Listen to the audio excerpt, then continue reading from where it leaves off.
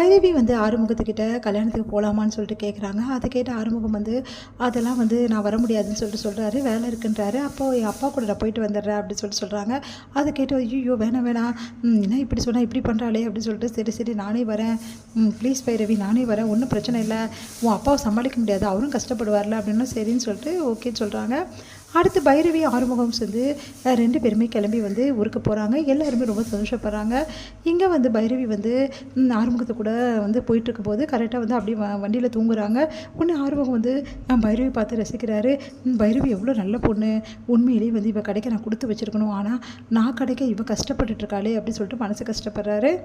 இங்கே வந்து என்ன பண்ணுறாங்க, நம்ம சிந்து வந்து சிவாக்காக வந்து கருவாட்டு குழம்பெல்லாம் செஞ்சு வைக்கிறாங்க.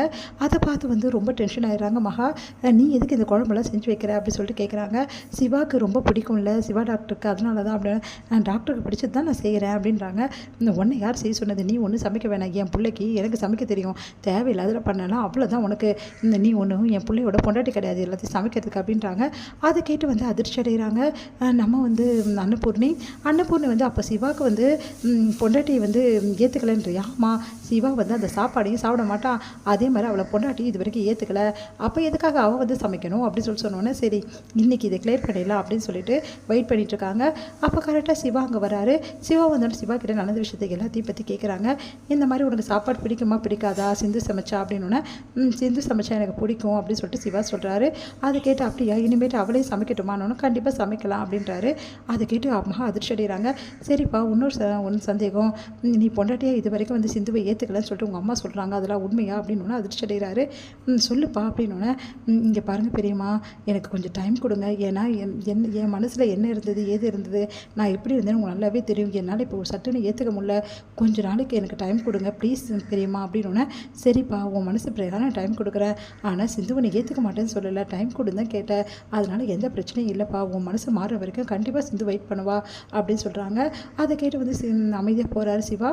இங்கே சிவாவை பார்த்தா அவங்க அம்மா செம டென்ஷன் ஆகிடுறாங்க, செம திட்டுறாங்க, ஏன்டா இவ்வளோ பண்ணுற அப்படின்னு சொல்லிட்டு.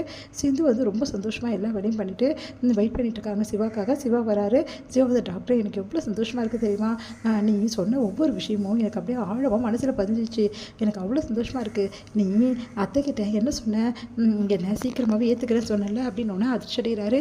நான் எப்போ உன்னை ஏற்றுக்கிறேன்னு சொன்னேன், டைம் கொடுங்க தான் கேட்டேன், அதுக்கு தான் சொல்கிறேன் டாக்டர், உன் மனசு மாறுன்ற நம்பிக்கை உனக்கு வந்துடுச்சுல்ல, அப்போது நீ சீக்கிரமாக ஏற்றுப்பல, யார் சொன்னது அப்படின்னு, நீ இந்த வீட்டை விட்டு போகிறேன்னு சொன்னல, அதுவும் எது வரைக்கும் டைம் கேட்டேன், என் பர்த்டே வரைக்கும் டைம் கேட்டிருக்கல, அப்போது என் பிறந்தநாள் வரைக்கும் நீ டைம் கேட்டிருக்கேன்னா அந்த டைம் வரைக்கும் தான் நான் வந்து இவங்ககிட்ட டைம் கேட்டேன், மற்றபடி வேறு ஒன்றும் கிடையாது, எப்போவுமே என் மனசில் நீ வர முடியாது சிந்து, அது கனவுல கூட நடக்காது, ஆனால் உன்னை எனக்கு பிடிக்கும், என்னென்னா உன் ஃப்ரெண்டாக பிடிக்கும், அவ்வளோதான், எப்போவுமே வந்து நான் உன்னை ஃப்ரெண்டாக மட்டும்தான் யோசிப்பேன் அப்படி சொல்லிட்டு போகிறாரு.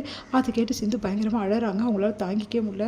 ஏன் டாக்டர் இப்படிலாம் பண்ணுற, நான் அப்போது உன் மனசில் நான் வரமாட்டேனா, நான் வருவேன் டாக்டர், கூடிய சீக்கிரம் நீயே சொல்லுவ பாரு என்னை விரும்புகிறேன்னு சொல்லிட்டு அப்படின்னு சொல்லிட்டு அழுதுட்ருக்காங்க. இங்கே வந்து இந்த விஷயத்தை எல்லாத்தையுமே வந்து என்ன பண்ணுறாங்க, ஃபோன் பண்ணி சொல்லிடுறாங்க ஸ்னேகாவுக்கு. ஸ்னேகா செம்ம டென்ஷன் ஆகிடுறாங்க.